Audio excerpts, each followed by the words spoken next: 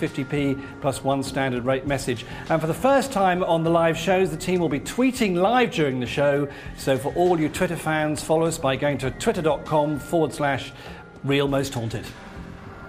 As ever, we're running a great competition and we have some fantastic prizes to give away. One lucky winner will win an LNX Cube 3 all-in-one entertainment system with loads of features, including a 7-inch digital TV, iPod dock, CD player, radio and DVD player. Plus, we're giving away DVDs of Most Haunted Live volumes 1 to 7 to watch on your Cube. And that's not all. The winner will also receive a Ghost Hunt experience for 2, courtesy of Virgin Experience Days, a year's membership of the Living VIP Club, including free gifts and shopping discounts, and tickets to the next Most Haunted Live UK event. Now, 5 runners-up will receive a pair of tickets for the next Most Haunted Live UK event as well. So for your chance to win, simply answer this question. What does EVP stand for? Is it 1, electronic voice phenomenon, 2, eccentric vocal people, or 3, erratic verbal psychics? If you know the answer, call me now. Here's the number, 09012 933 666. That's 09012 933 666. Calls cost £1 from a BT landline. Calls from other networks may be higher, and from mobiles considerably more. Only over 18s, please, can enter, and remember to seek the bill payer's permission before calling. The competition closes at 10 a.m. on Monday the 5th of April. Entries made after closing time will not be counted, but may still be charged. And the competition is not open to viewers in the Republic of Ireland. For more information, please visit our website, mosthauntedlive.net. And already lots of good luck messages coming in as well. Thank you so much for these. We love it. Hello to Anna in Southampton, Ian and Joe in Portsmouth, Tony in Newport in South Wales. Hi Tony, and Maggie and Eileen in Wigan saying good luck to the team tonight. We love that. Get in touch with your messages. More from Interactive a little bit later on. Paul, back to you. Thank you, Julian. Do keep in touch. And can I say a special good evening and welcome, and thank you for joining us, to our viewers on Virgin 1. Now, normally, of course, our home channel is the fantastic Living.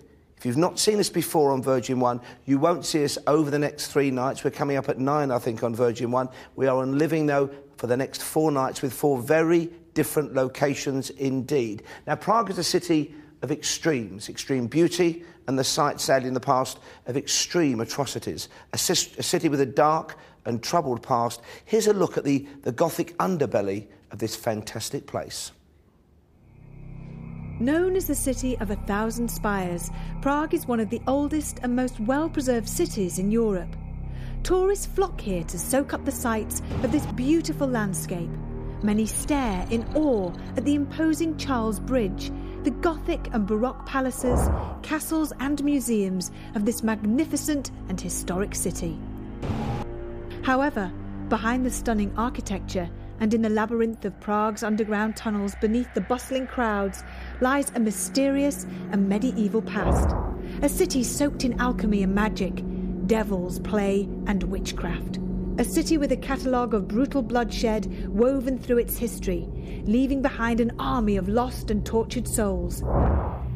Hesitate too long, and the curious visitor could find themselves beckoned down Prague's narrow alleyways with a welcoming and intoxicating allure until they stumble upon a world they would not wish to visit, even in their nightmares. From the winding and cobbled streets to the countryside outside the city, Prague is said to be littered with the wandering spirits of the undead, from murder victims to headless knights to witches sent to torturous deaths, and most terrifyingly of all, Satan himself. Prague, considered by many to be the most haunted city in the world, will for the next 4 nights be home to the Most Haunted Live team. Here we will attempt to lure the spirits from the shadows in which they hide, and perhaps in doing so will call up a monster no mortal would ever wish to face, the devil.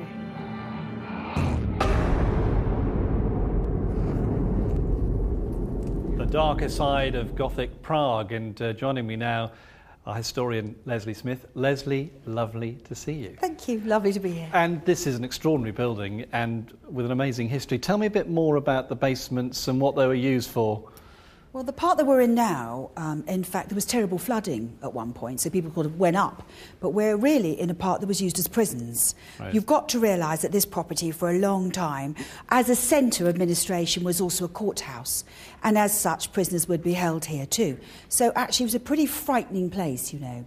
And this whole area, there were tremendous uprisings very often, not just political but religious as well. Think of where it is geographically. It seems to all merge on this town hall. It's an extraordinary place. And how would you land up as a prisoner here? I mean, would it be because you'd done something wrong, or would you land up here because you were just the wrong person in the wrong place? Well, it just depends what you mean by something wrong, doesn't it? Yeah, Voting exactly. for the wrong party. In fact, in this particular case, because the region was held by the Luxembourgs and the Habsburgs and different religious connotations, but the real thrust comes with a chap called Jan Hus, who was here in the early 1400s, a brilliant man. He was burnt at the stake. He was one of the early Protestant Reformationists, and consequently there was a tremendous amount of uprisings related to him. So a lot of people who were held here were political prisoners, but actually all sorts of other people were held here too. Right, what kind of people do you think the team will come across tonight?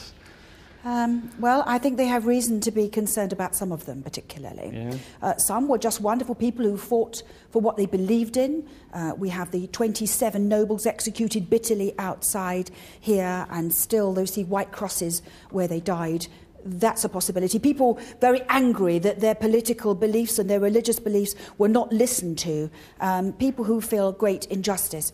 There may also be some other individuals that I don't want to get too involved in yet, because I'll be interested to see if they pop up. But they're definitely, shall we say, on the dark side. Now, you and I were having breakfast together this morning. We were. And one of the things we were talking about was this city. It is amazing. What do you think of it? Well, you just fall in love with it. You get off the plane, you come here, you just can't believe how lovely it is. Extraordinary river, and these houses, gilded houses, some of them the colour of ice cream, you know, spilling out on cobbled pavements. It's too gorgeous. But indeed, Paul said earlier, the Gothic underbelly. There's loads of tunnels under here, loads of extraordinary stories, and geographically, it's terribly important. Like a box of chocolates, all the surrounding countries have had a prod at her. Lots and lots of people have invaded here, and consequently, its history is very rich, but at times extremely dangerous. This building, when the Nazis were here, my goodness me, it was a frightening place to be in here, standing up against them, but they did. Leslie, thank you, and we're going to hear more about that, I'm sure, as the evening goes on. Paul, back to you. Thank you, Julian, and thank you, Leslie. A fascinating start to an intriguing evening. The journey has just begun. After this break, Carl will join Julian to find out more about tonight's vigil. That's after this. The legend is this.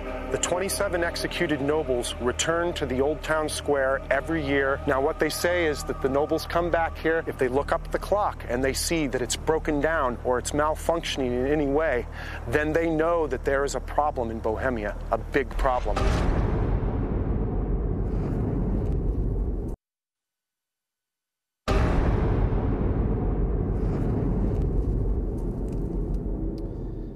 Welcome back to Most Haunted Live from Prague. We've based ourselves in the heart of the Old Town. In fact, we're in the cellars, the basement of the Old Town Hall, which dates back to about the 1300s. An amazing building, as we heard from our historian Leslie Smith, full of paranormal possibilities and historical fact. A very strange place, an unnerving place here after dark, and somewhere where atrocities have been witnessed many centuries ago, and in fact, even in the last century, because sadly, Prague was occupied by the Nazis and hideous, hideous scenes occurred here. Now, we have a lot to get through tonight.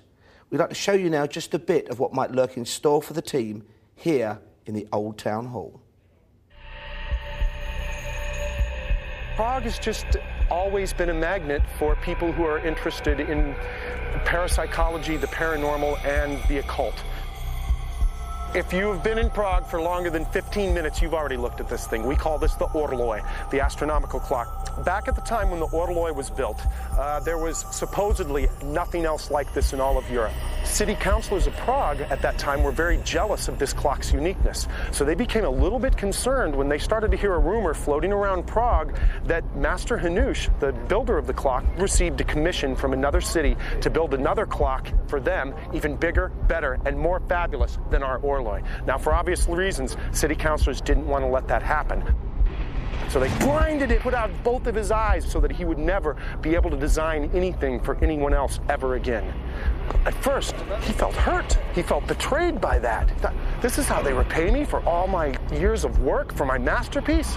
But the more he thought about it, the more he started to get angry, until he was overcome with an overwhelming desire to seek revenge. Now, Master Hanush was standing just behind that dial over his beautiful machine. He ran his hands lovingly over all of the gears until he found exactly the right one. Now, he grabbed a hold of that gear and he pulled on it with all of his might until it snapped and the clock stopped. And they say that in the first moment of that silence, Master Hanush